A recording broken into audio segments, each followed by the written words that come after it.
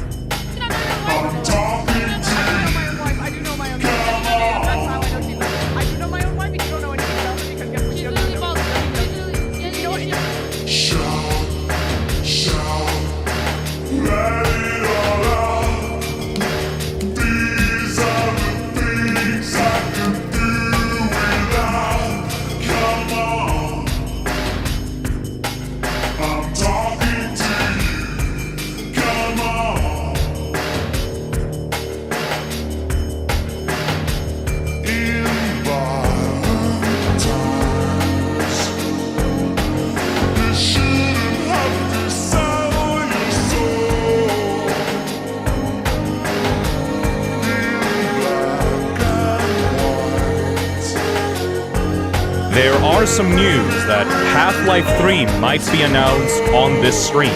5 years ago, I had the pleasure of having lunch with one of our industry's most treasured game makers. Hello? Just recently, he finally shared Hello? Hello?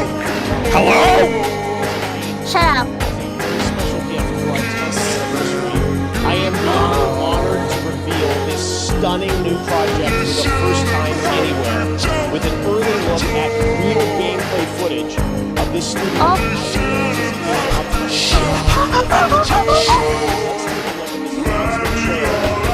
sure.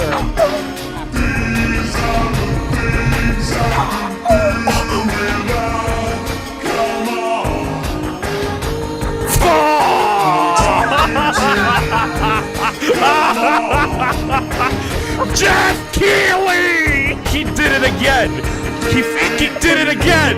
You fucking every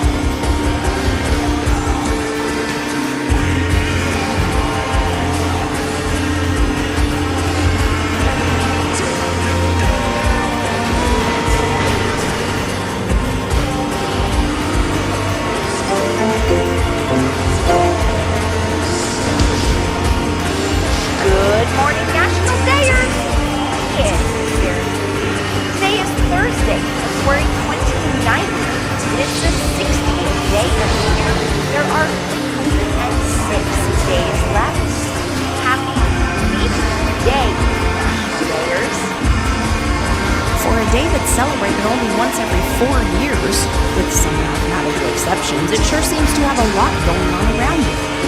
Leap year has devious explorers, beloved saints, partying border towns, and proposal-popping Irish ladies. And let's not forget all the birthday babies. We do have some making up to do on the celebrating, you know. Since the beginning of time, man has been improving the way we keep it. That applies to calendars as well. Early Egyptians had a leap year in their calendar, and the early Roman calendar had an entire leap month from time to time to keep the days in line with the astronomical year. It was Julius Caesar and an astronomer who revamped the Roman calendar, giving it 12 months with equally, almost, distributed days, and adding a leap day every 4 years. Pope Gregory VIII in 1582 adjusted the calendar once again, because the Earth revolves around the Sun once every 365.2421 days. One leap day every 4 years is just slightly too much. Instead of shortening the leap day, the Gregorian calendar is designed such that leap days only happen every 4 years, except years evenly divisible by 100 but not 400. There was not a leap day in 1900, and there will not be one in 2100. So a baby born on February 29th of 2096 will be in the 3rd grade on his first birthday? And even this adjustment doesn't keep the days perfectly aligned with the seasons. Those humans who are still around in 10,000 years will have to address those issues. It's truly not a leap day concern. Whatever you do, be sure to make the most of your extra day. It only comes around once every 4 years. Today is also Digital Learning Day and National Toast Day. Alright, National Dayers, today we're going to make a leap frog. Get it? Gather the following supplies. You'll need a mini terracotta pot, googly eyes, green paper, and then markers, and then you can use the markers or green paint, but you'll definitely need markers too. Glue and scissors. Okay, so the first thing you're going to do is take that little mini pot and you're going to color or paint it green. And I didn't have green paint, which is weird. I think I need to go to the store. So I ended up using a green marker, which took a long time, but it actually ended up working out, so it worked out. Now, take that pot and turn it upside down and trace the larger end of the pot onto the green paper. And then on the edge of that circle, you're going to draw 2 frog feet. And then cut the whole thing out. So cut out the circle, and then include the frog feet, and then cut out the rest of the circle. Now you're going to glue that circle to the pot by putting glue all around the rim of the pot and sticking the feet to the pot. Using your googly eyes as a scale, you're going to draw a heart around the 2 eyes with the bumps going around, and then cut them. But instead of just cutting them in the shape of a heart with a point at the bottom, you're going to actually make the sides go straight down. Well, one of you guys going to be eliminated. Then fold a little lip at the bottom, because you're going to use that little lip to glue it to the pot. After you put the eyes on the top of the heart with the 2 bumps on it. Then glue that little lip you folded to the top of the pot. And you've almost got a frog. You just have to add a nose and a smile. And there you go. You've got a frog to remind you to leap through the day with a little extra practice. Alright, National Dayers, how amazing is it that this day only comes around once every 4 years? I celebrate it with you. Great too. You guys are voting for who wins. It's given to someone as a happy day gift. Yeah, that's my show. Oh no. You know what I'm going to give you? I'll come up with a different gift. Okay. Keep smiling, National Dayers. Have a thought. I will see you in 4 years on this. What else? Come on. Bye. It's time for super spectacular shoutouts. Our shoutouts today start us off with Miss Krista and Miss LaShawn and everyone in the ALC program at Lake Highlands High School in Dallas, Texas. Next up is Mrs. Muck, Mrs. Olson, Mrs. Olferts, the paraprofessionals, and everyone else in the Stride program at Owatonna High School in Owatonna, Minnesota. Next up is Ms. L and everyone in the Educational Life Skills grade 6 through 8 program at Fremont Middle School in Mundelein, Illinois. And our fourth shout out today goes out to Mrs. Paula Simone and everyone in the Special Education LSC class at St. Benedict Catholic Secondary School in Sudbury, Ontario, Canada. Thank you so much for watching, and thank you for your support. Teachers, our shout-out form is currently closed due to popularity, which is amazing. Thank you for watching, and I will keep you posted when we're taking more shout-out requests. And here it is, your updated, super spectacular shout-out map.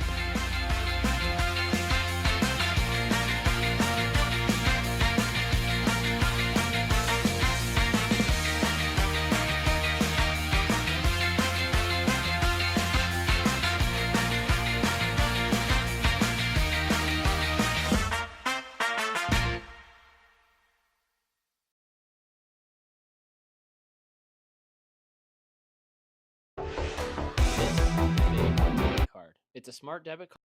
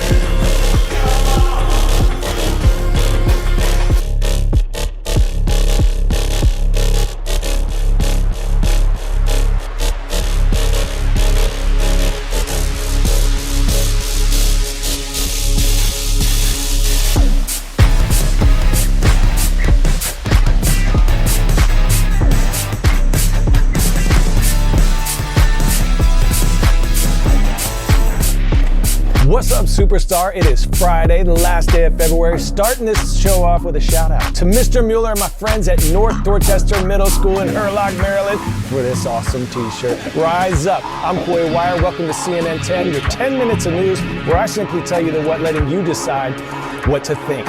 We've got lots of news to get to today, not a lot of time to do it, so let's get to it.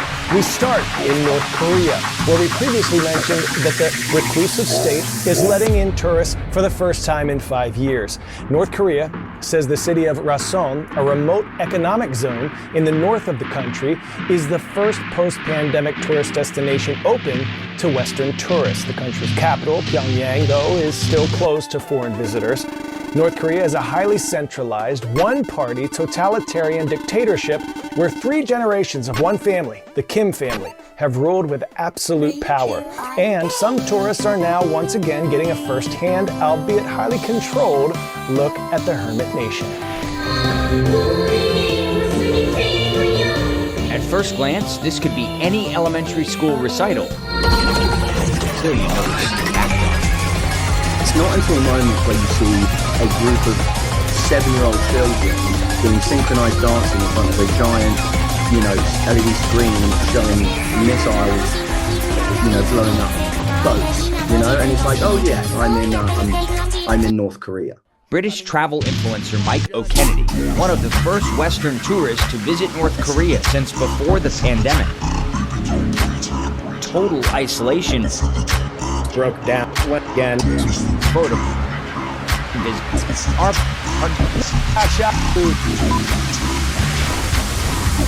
If you answered koala, correct! While eucalyptus leaves are poisonous, did you know, to most animals, koalas can eat up to 1 kilogram a day, thanks to a special bacteria in their gut that helps them digest the plant.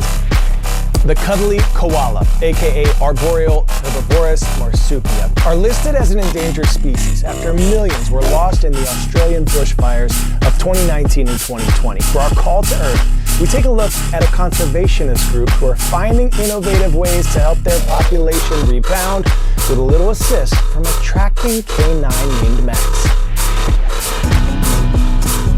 The lush bushland along Australia's eastern coastline is some of the most important koala habitat in the country. But in New South Wales, some environmentalists fear that the combination of deforestation and climate change could see this iconic species disappear in the state by 2050. They are an arboreal species. They can't survive a life on the ground, so trees are vital to a koala's existence, not only for food, but for shelter and for breeding as well.